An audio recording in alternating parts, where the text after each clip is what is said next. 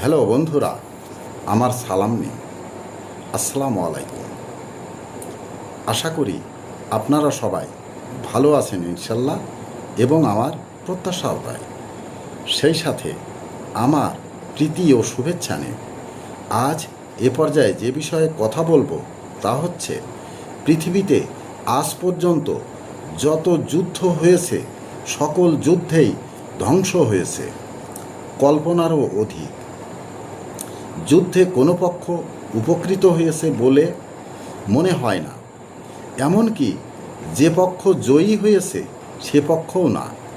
তাই বলা যেতে পারে, যুদ্ধ শান্তিকে নয় ধ্বংসকে আহ্বান করেছে। এ পর্যায়ে এখানেই রাখছি।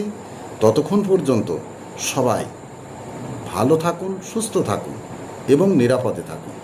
শুভকামনা নিরন্তর সবার জন্য সবসময়।